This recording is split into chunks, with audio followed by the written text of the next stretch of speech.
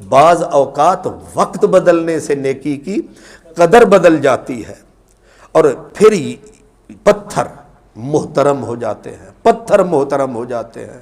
ایام خالی نہیں ہیں، قرآن پاک کی آیت میں نے عرض کی کہ وَذَكِّرْهُمْ بِأَيَّامِ اللَّهِ، اللہ تعالیٰ فرماتا ہے انہیں اللہ کے ایام یاد دلاؤ، اللہ کے دن یاد دلاؤ۔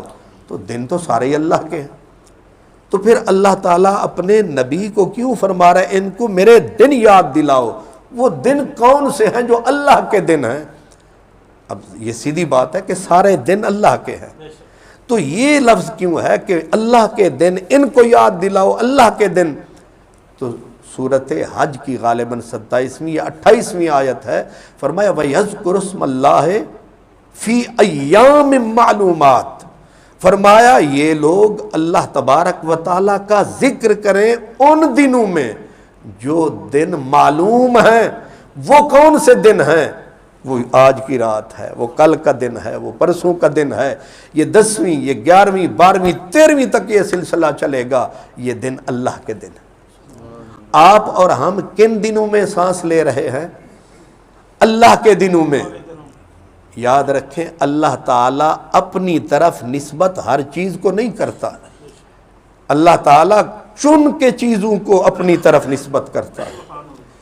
جیسے زمین تو ساری اللہ کی ہے، زمین ساری اللہ کی ہے، آسمان بھی اللہ کا ہے، ساری کائنات اللہ پاک کی ہے، لیکن اللہ تعالیٰ نے قرآن مجید میں ارض اللہ کس جگہ کو کہا ہے؟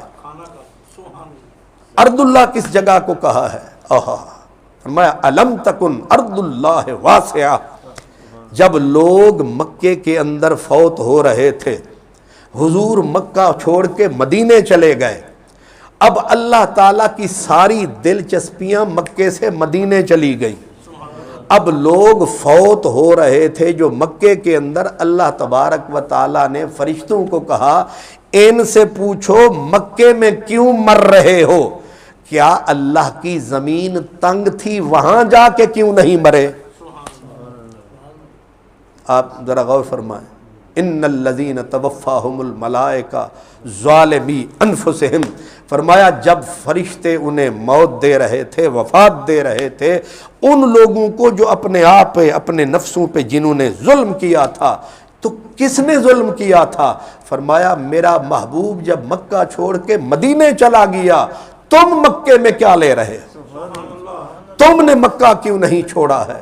ان کو فرشتے پوچھ رہے ہیں کہ مکے میں مرنے والے کیا ارض اللہ وسیع نہیں تھی؟ ارض اللہ کے اندر اتنی جگہ نہیں تھی کہ مکہ چھوڑ کے اللہ کی زمین میں جا مرتا؟ اب یہ ارض اللہ مدینے کو کہا ہے، الم تکن ارض اللہ واسعہ، کہ اللہ تبارک و تعالیٰ کی زمین وسیع نہ تھی، اسی لیے صحابہ کرام مکے میں مرنے کو کبھی پسند نہیں کرتے تھے۔ یہ عجیب بات ہے۔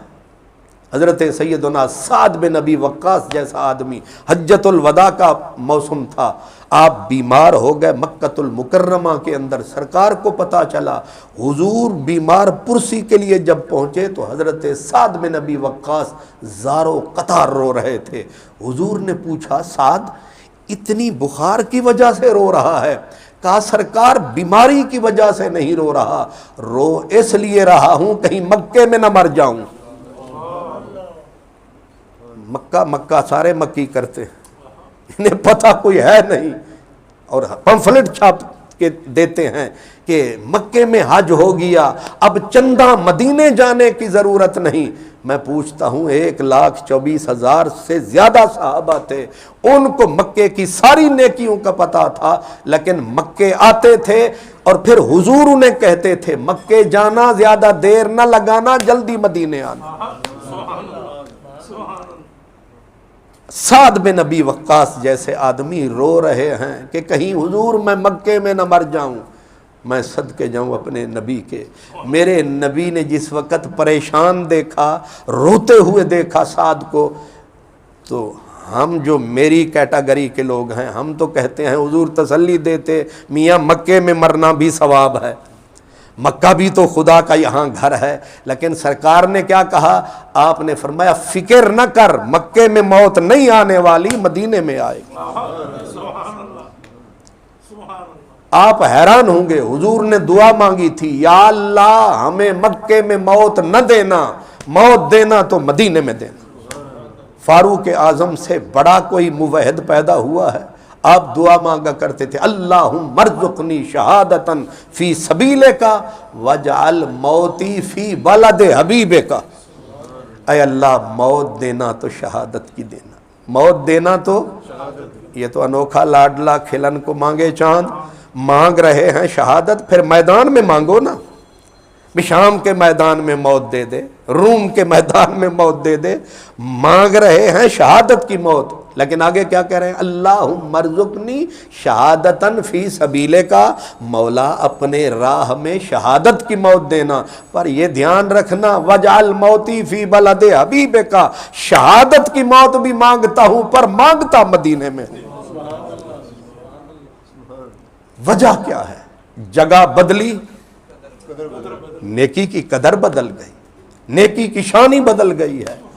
اس لیے آج جن دنوں میں ہم سانس لے رہے ہیں، اللہ جانتا ہے رمضان المبارک کے اندر جو رونقیں ہیں وہ ان دنوں میں ہونی چاہیے تھیں کہ چاند نکل آیا ہے قربانی کا، چاند نکلا ہے ذوالحج شریف کا۔